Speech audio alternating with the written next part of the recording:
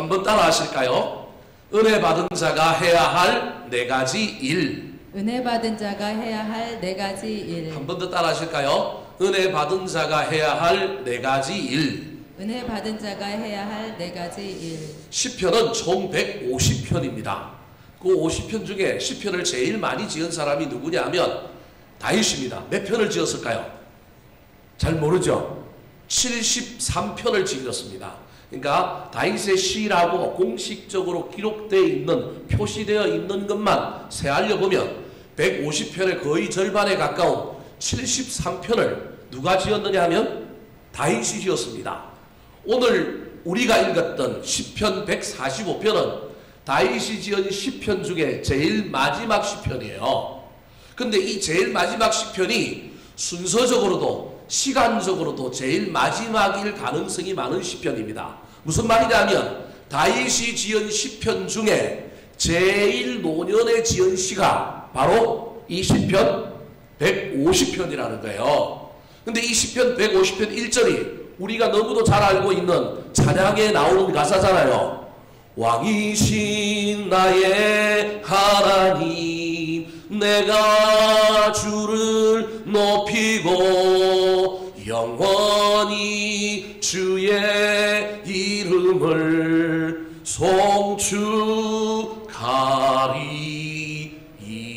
송축하리이다.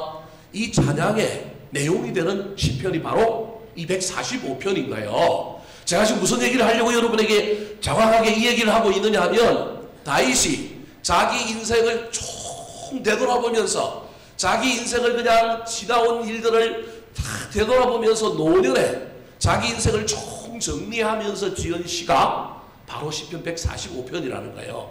그 45편의 첫 마디가 하나님이 누구라고요? 나의 왕이라는 거예요. 여러분 이게 대단한 겁니다. 저와 여러분이 인생 가운데 인생 말년에 저와 여러분이 나이가 들고 늙어갈수록 하나님이 나의 왕입니다 이렇게 고백할 수 있으면 얼마나 좋겠어요. 근데 왕이라고 고백할 뿐만 아니라 그분을 지금 뭐하고 있어요? 높이고 있어요. 이게 시편 145편의 내용입니다. 더 쉽게 얘기하면 노년에 이 다윗이 자기 인생에 펼쳐주셨던 수많은 하나님의 은혜를 바라보고 복을 세워보고 그것을 다시금 점검하는 가운데 하나님이 내 인생의 주인이었구나, 왕이었구나, 하나님이 나에게 이런 은혜를 주셨구나 그러면서 그 은혜에 감격하고 감사하여 누굴 높이고 있느냐 하면 하나님을 높이고 있는 것입니다. 사랑하는 성도 여러분, 한 해가 접어가는 이때에 저와 여러분이 비록 인생의 마지막 때는 아니지만 한 해의 마지막이니 이 다윗처럼 지나온 한 해를 되돌아보면서 하나님이 내 인생의 주인이었습니다, 하나님 나의 진정한 왕이었습니다 뿐만 아니라 어려운 일도 있고 때로는 아픈 일도 있고 문제도 있었지만 그래도 여기까지 인도해 주신 놀라운 그 하나님의 은혜를 바라보면서 그 은혜를 가지고 우리 주님을 높일 수 있었으면 좋겠습니다. 받은 은혜에 감사하고 감격하여 주님께 영광과 찬송을 돌릴 줄 아는 한 해의 마지막을 걸어가는 저와 여러분이 되시기를 예수님의 이름으로 축원합니다. 자, 그렇다면 한 해를 바라보면서 우리에게 베풀어 주신 그 은혜를 생각하며 그 은혜를 살펴보는 가운데 저와 여러분이 은혜 받은 자로서 해야 할 일이 무엇일까요? 오늘 본문에 이 다윗은 그의 노년에 그의 인생을 조망하면서 베풀어 주신 하나님의 놀라운 은혜에 감격하고 감동할 뿐만 아니라 그 은혜 받은 자로서 그가 어떻게 하고 있을까요? 첫 번째, 다윗이 은혜 받은 자로 했던 삶의 신앙의 태도입니다. 따라 하시겠습니다. 받은 은혜를 송축해야 합니다. 받은 은혜를 송축해야 합니다. 찬양해야 된다는 말입니다. 송축, 받들 송자에 축하할 축자, 받들고 축하하는 것, 다르게 얘기하면 찬양해야 한다는 겁니다. 자, 1절, 2절 말씀 같이 한번 읽어볼까요? 시작. 왕이신 나의 하나님이여, 내가 주를 높이고 영원히 주의 이름을 송축하리이다. 내가 날마다 주를 송축하며 영원히 주의 이름을 송축하리이다. 송축이라는 말이 몇 번 나옵니까? 3번 나오지 않습니까? 송축하고 있는 것이 지금 누구의 모습이냐면 다윗의 모습인 거예요. 왜 송축합니까? 높이려고. 누굴 높이려고? 하나님, 왕이신 나의 하나님, 내가 까먹었다라는 거예요. 내가 간혹 잊어버렸다라는 거예요. 근데 하나님이 왕이었다라고 하는 것을 다시금 올려드리고 높여드리려고 지금 뭐 하고 있는 겁니까? 송축하고 있는 겁니다. 그래서 이 연말에 저와 여러분의 인생의 마지막 때는 찬양이 넘쳐야 합니다. 교회 안에 연말만 되면 오늘도 우리 전도사님이 얼마나 찬양 인도를 잘하는지, 그리고 얼마나 또 선곡을 잘하는지, 내림절이라서 그 주님을 높이는 찬양, 아기 예수님을 맞이하는 찬양들을 부르며 가잖아요. 12월 되면 뭐가 세상에 울려 퍼져요? 캐롤이 울려 퍼지잖아요. 그죠? 캐롤이 울려 퍼지는데 그 사람들은 왜 그 노래를 부르는지, 캐롤을 왜 부르는지, 그 안에 무슨 내용이 있는지 모르고 그냥 뭐 내려고 불러요? 분위기 내려고 부른다니까요. 누구 기분 좋으라고 불러요? 자기 기분 좋으라고 불러요. 여러분 그게 필요 없다는 얘기 아닙니다. 그것도 있어야 합니다. 그런데 저와 여러분이 이 연말에 반드시 해야 될 것이 있는데, 우리가 은혜 받은 자라고 한다면, 하나님을 왕으로 모신 자라고 한다면 저와 여러분이 해야 할 일이 있는데, 그게 뭐라고요? 송축하는 것. 쉽게 얘기하면 뭐 하는 거라고요? 찬양하는 것. 그래서 교회 안에는 12월에 찬양의 소리가 더 커져야 합니다. 찬양의 소리가 더 커져야 합니다. 여러분, 그래서 아기 예수님이 오실 때 들에서 목자들이 뭐 했어요? 찬양했잖아요. 그래서 12월은 무슨 달이라고요? 찬양의 달인 거예요. 때로는 나 좋으라고 하기도 하지만 누굴 높이기 위해서 하는 거라고요? 하나님을 높이고 이 땅에 성육신 하셔서 우리를 구원하고 하시기 위하여 오신 아기 예수 그리스도를 높이기 위하여 뭐 하는 거예요? 찬양하는 거예요. 여러분, 이게 12월에 은혜 받은 자로서 저와 여러분이 해야 할 일임을 기억하시기 바랍니다. 우리 교회는 늘 성탄절 앞두고 발표회 하잖아요. 성탄 축하예밤 하잖아요. 올해는 24일 날 안 하고 23일 날 주일 오후에 합니다. 주로 교회 학교와 우리 호산나 찬양대에서 준비하는데요. 여러분, 전도사님들한테 얘기 들으니까 신청한 사람들이 별로 없대요. 예? 몇 사람들이 좀 신청해서 했으면 좋겠어요.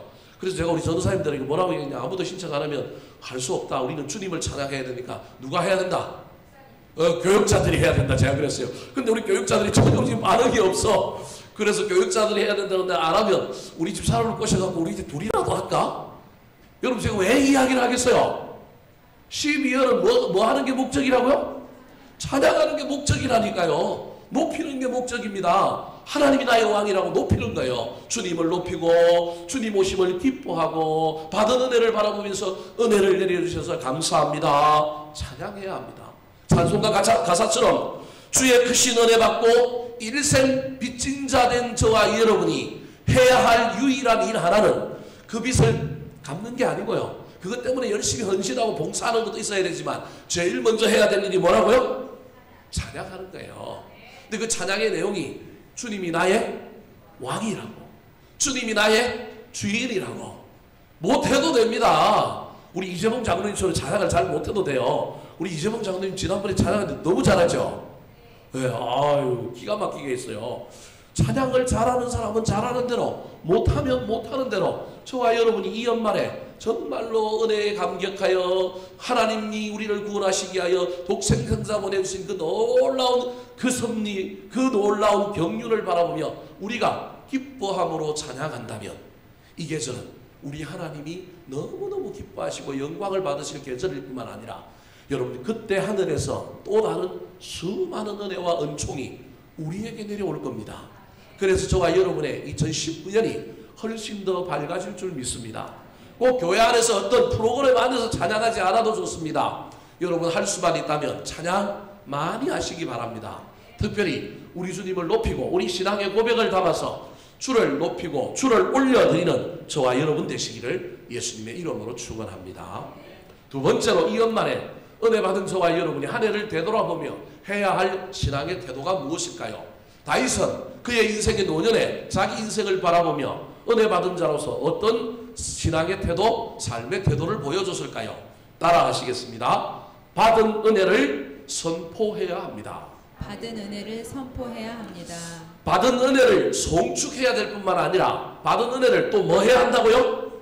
선포해야 합니다. 인간은 누구나 받은 은혜가 있다면 알리고 자랑하고 싶은 것이 정상입니다. 그런데 유일하게 신앙의 영역에만 들어오면 그걸 잘 안 해요. 옛날에 우리 믿음의 선조들은 이 일을 했단 말이에요. 지난 주일에도 이야기하고 수요일에도 이야기한 것처럼 음식점은 주인이 우리한테 광고 홍보비를 안 줬는데도 불구하고 좋은 음식점에 가서 밥 잘 먹고 오면 그거 돈 안 받았는데도 어떻게 해요? 광고하잖아요. 홍보하잖아요. 심지어 자기가 돈 써가면서 또 그 집에 누굴 데리고 가요? 딴 사람을 데리고 가서 야, 이 집 맛있다 하고 또 밥도 사기도 하는 겁니다. 그런데 우리가 그 큰 은혜, 예수 그리스도의 탄생, 십자가의 구원, 놀라운 하나님의 복음, 그 은혜를 받았는데 그 은혜가 우리 가운데 있다면 그것을 뭐 해야 할까요? 선포해야 합니다. 그것을 다른 말로 표현하면, 쉽게 얘기하면 감정입니다. 선포를 조금 더 적극적으로 이야기하면 전도입니다. 전도는 하라고 하면 힘들진가? 뭐라도 해야 될까요? 감정이라도 해야 된다니까요. 감정. 지난번에 우리 찬양팀에서 연합 찬양 집회를 할 때 여러 사람들이 나와서 세 분이 나왔죠. 네, 누가 나왔는지 아직 기억이 안 나죠. 저는 너무 감동을 받아갖고 생생하게 기억이 나요. 네, 세 사람이 나왔고 간증을 했단 말이에요.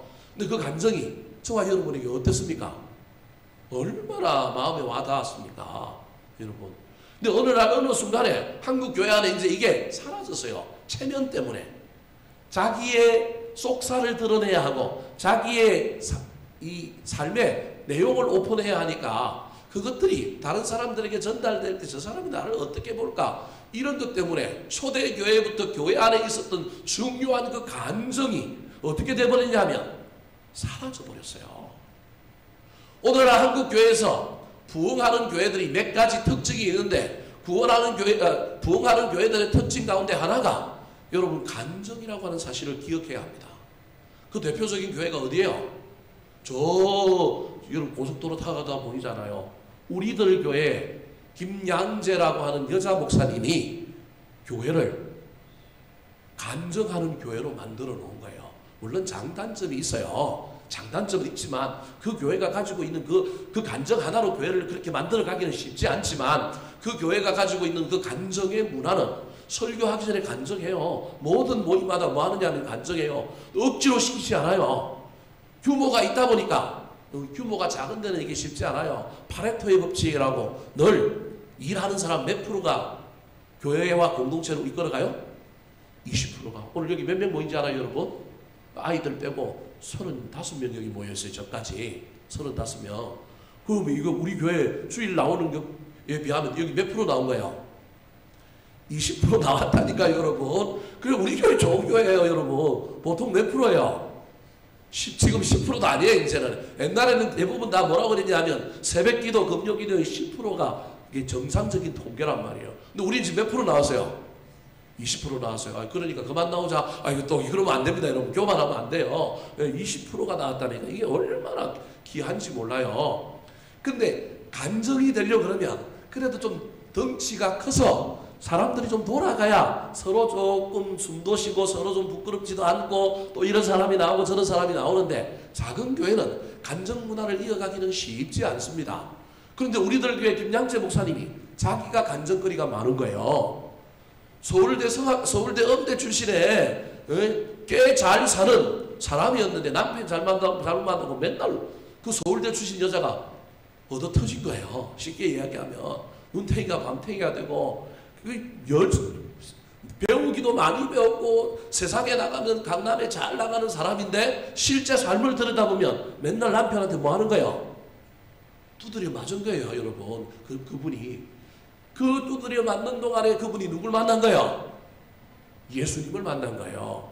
그러면서 개인적으로 자기가 구역장이 되어서 섬기던 교회에서 사람들하고 나누는 가운데 자기랑 똑같은 강남의 아줌마들이 너무 많은 거예요. 여러분 강남 아줌마 너무 좋아하지 마세요.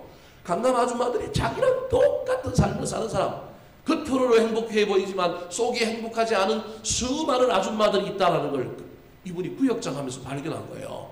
그래서 성경 공부를 하고 소그룹을 하는데 나누면 하는데 딱 보니까 이게 전부 막 겉옷을 걸치고 있고 숨기려고 하겠지만 그 내면에 전부 아픔이 있는 게 딱 보이는 거예요.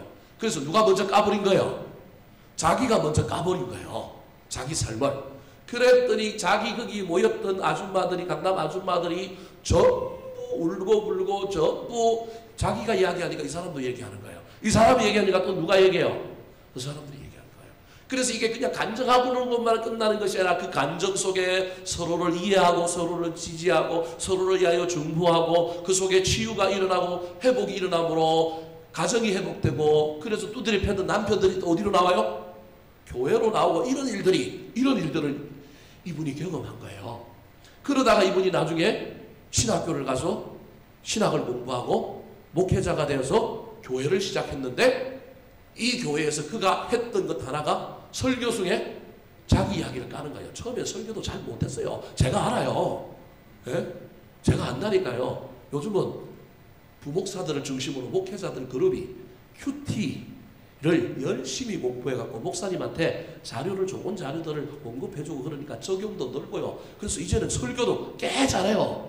옛날에는 설교를 못했다기보다는, 설교보다는 뭐가 더 파워 있었느냐 하면 자기의 간증, 자기의 삶을 이야기하는 게 훨씬 더 파워가 있었는데, 이제는 거기에 목회 안수를 받고 부교육자 그룹에서 성경을 깊이 연구하고 내용을 채우고 그것들을 서로 같이 공부하고 이러다 보고 큐티집을 만들고 이러다 보니까 말씀의 깊이가 더해지니까 갑자기 교회가 엄청 커져가지고 저 있다가 이번에는 저 판교 쪽으로 내려가고 큰 교회를 짓고 지금 한국 교회의 센세이션을 일으키는 교회가 된 겁니다.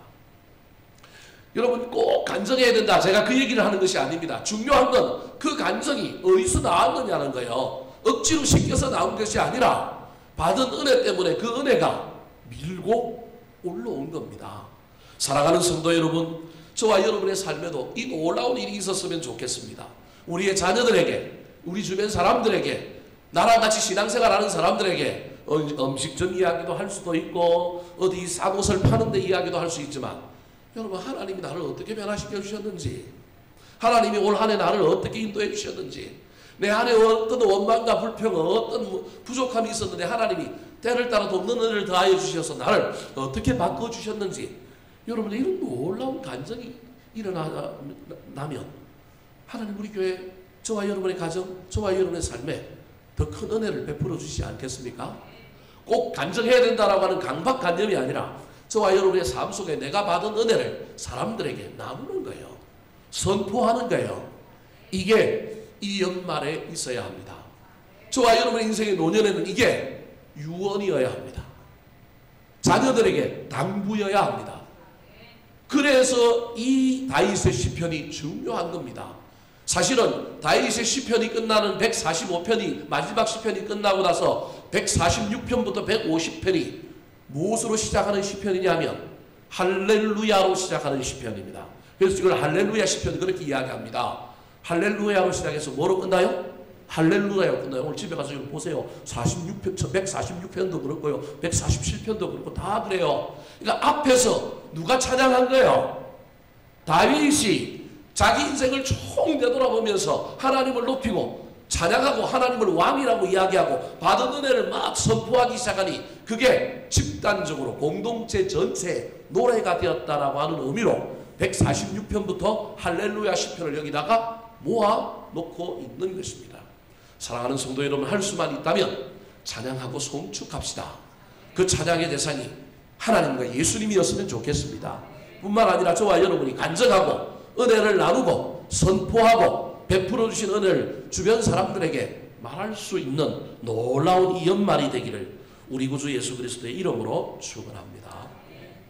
세 번째로, 저와 여러분이 은혜 받은 자로 이 연말에 해야 할 일이 무엇일까요? 따라 하시겠습니다. 받은 은혜를 묵상해야 합니다. 받은 은혜를 묵상해야 합니다. 왜 묵상해야 할까요? 첫 번째로 뭐 해야 된다 그랬어요? 찬양했습니다. 송축했습니다. 두 번째 뭐 했어요? 선포했습니다. 간증했습니다. 은혜를 나누었습니다. 여러분, 이때 저와 여러분에게 악한 마귀가 슬쩍 찾아올 수 있습니다. 어떻게 찾아올까요? 교만으로 찾아온다니까요. 여러분, 내가 찬양도 했죠, 내가 선포도 했죠, 나누기도 했죠, 전도도 했죠, 쉐어링도 했죠, 사람들이 그래서 그거에 감동도 받죠. 그러면 내가 갑자기 어떻게 해질까요?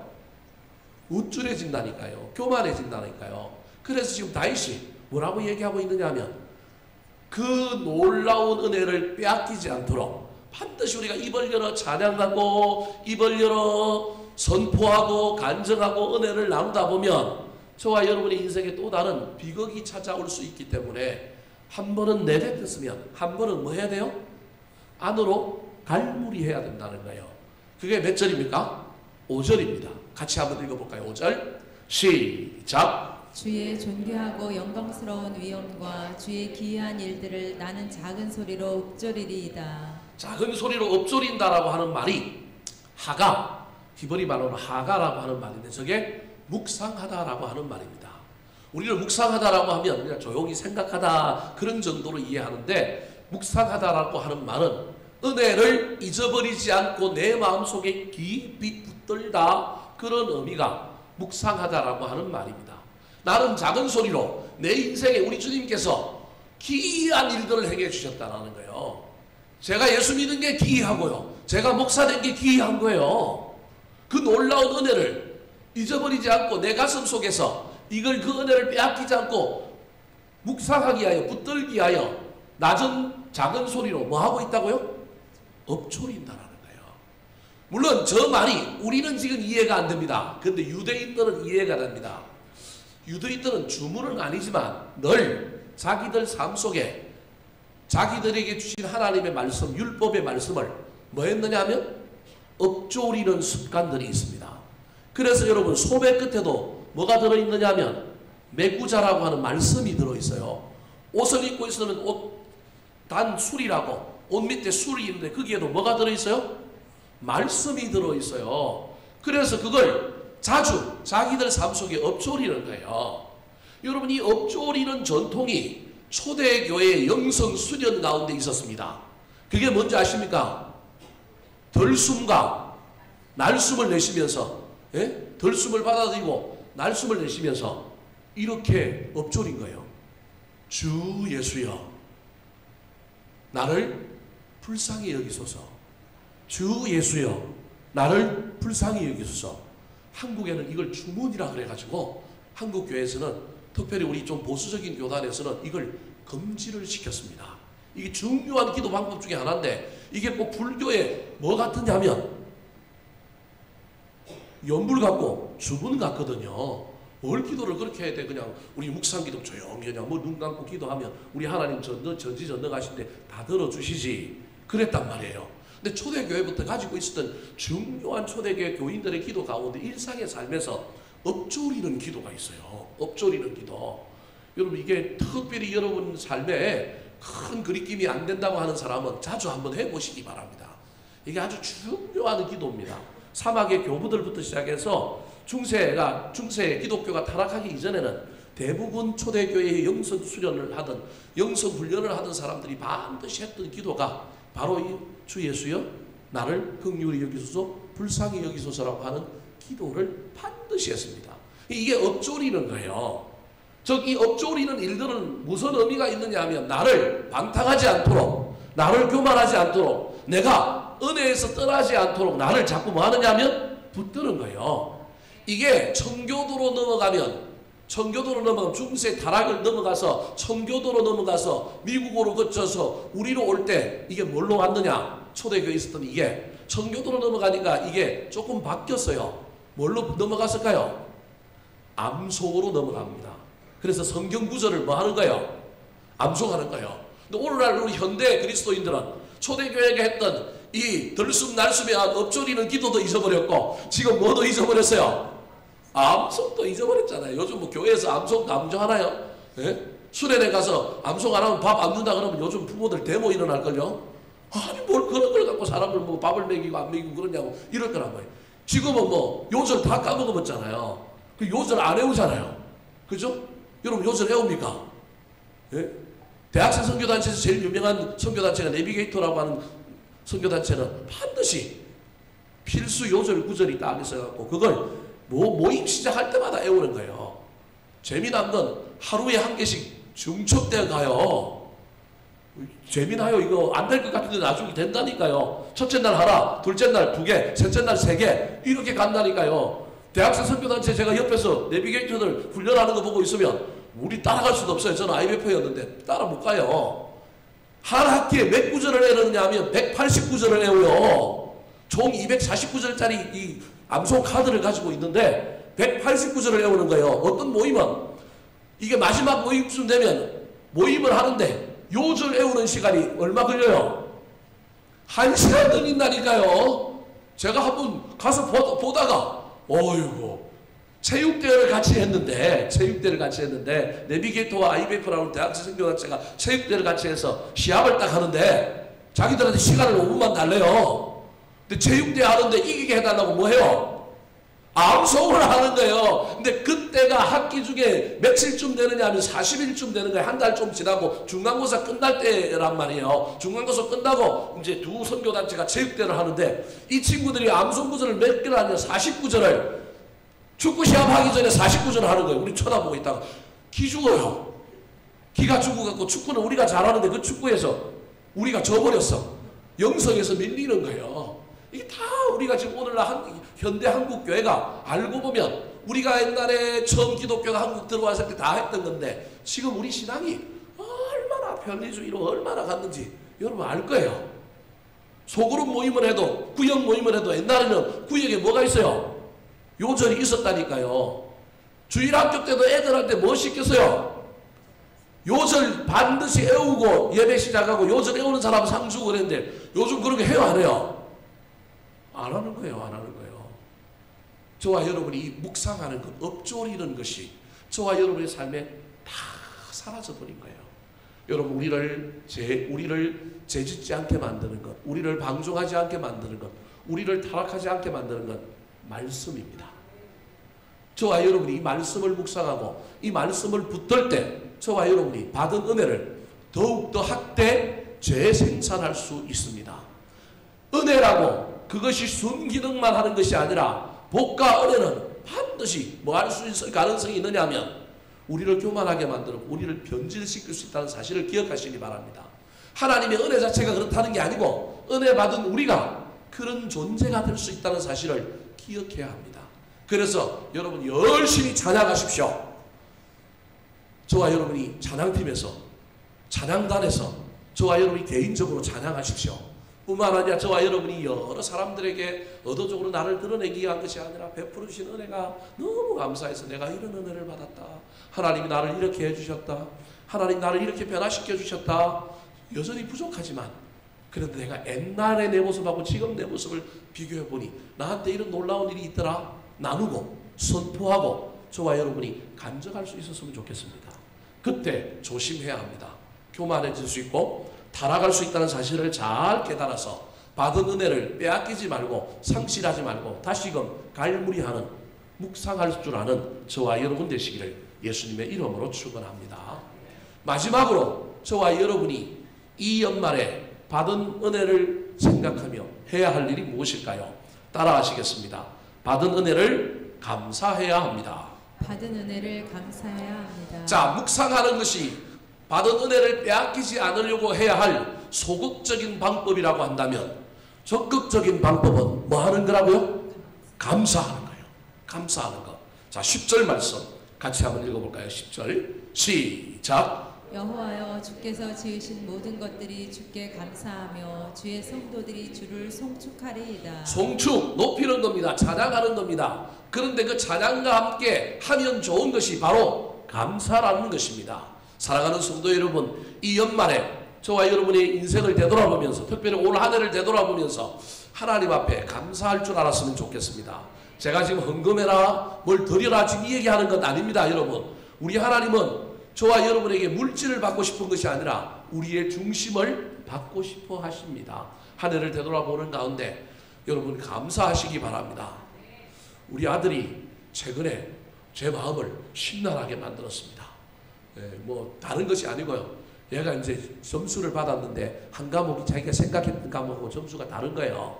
그러니까 이 친구가 우리 둘째가 재원이가 마음이 지금 심란해요.